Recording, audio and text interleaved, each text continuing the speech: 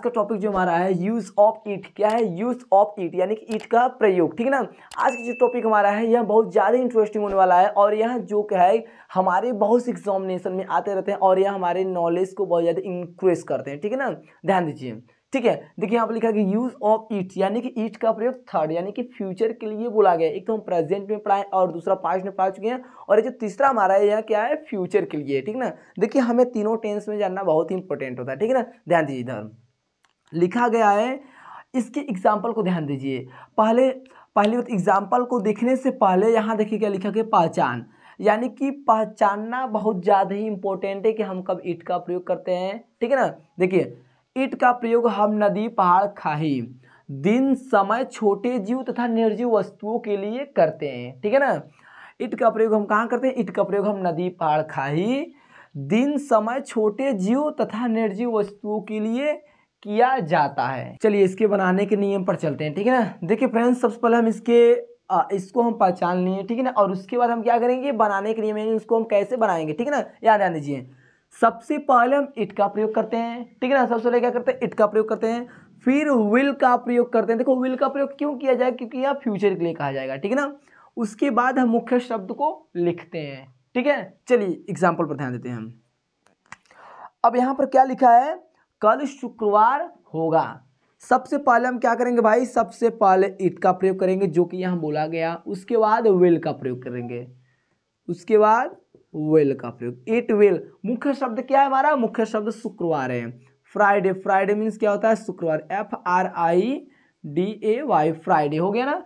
It will Friday कब के लिए बोला गया? कल के लिए बोला गया। कल मतलब आने वाला कल, बीता हुआ कल नहीं, आने वाला कल। और आने वाले कल के लिए क्या होता है? टुमारो, क्योंकि यह फ्यूचर की बात की जाती है। फ्यूचर मीन्स होता है आने वाला कल। ठीक है ना। अब यहाँ पर क्या होगा? TOMORROW, यानी कि हम क्या करेंगे? कल शुक्रवार होगा। इसकी स्पेलिंग क्या होगी भाई? It will. सबसे पहले हम इट का प्रयोग करते हैं जो कि यहाँ पर कहा गया है। उसके बाद विल का प्रयोग करते हैं जो यहाँ पर हम लिख दिए हैं। ठीक है ना।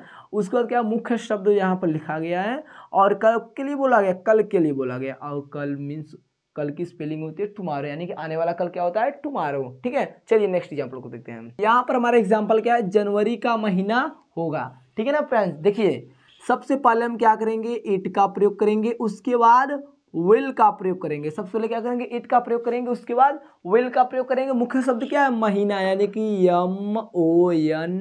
MONTH, month. It will month किसका? जनवरी का, यानी कि ऑफ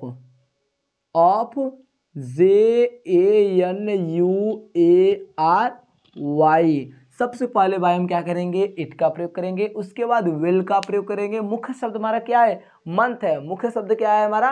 मंथ है। और किसका मंथ? जनवरी का, मतलब ऑफ जनवरी। ठीक है ना। नेक्स्ट एग्जांपल देखिए, यहाँ पर लिखा है कल बारिश होगी। ठीक है ना। कल क्या लिखा है? कल बारिश होगी, यानी कि सबसे पहले इट का प्रयोग, उसके बाद विल का प्रयोग। इट विल, रेन मीन्स क्या होता है? बारिश ना, RAIN, रेन। इट विल मुख्य शब्द क्या है? रेन। सबसे पहले हम क्या करते हैं भाई? सबसे पहले इट का प्रयोग, उसके बाद विल का प्रयोग। मुख्य शब्द क्या है? बारिश, यानी कि रेन हो गया। कब के लिए बोला गया? कल के लिए बोला गया। इसलिए यहाँ क्या रहेगा? TOMORROW, मतलब टुमारो, यानी कि फ्यूचर के लिए बोला गया, यानी कल, फ्यूचर आने वाला कल के लिए बोला गया, इसलिए क्या रहेगा? टुमारो रहेगा। ठीक है, ध्यान दीजिए। अगला ध्यान दीजिए, यहाँ पे लिखा है सोमवार होगा। ठीक है ना। यहाँ पे क्या लिखा है? सोमवार होगा। तो सबसे पहले क्या करेंगे भाई? सबसे पहले इट का प्रयोग करेंगे। उसके बाद विल का प्रयोग करेंगे ना। सबसे पहले क्या करेंगे? इट का प्रयोग करेंगे। उसके बाद विल का प्रयोग करेंगे। ठीक है ना।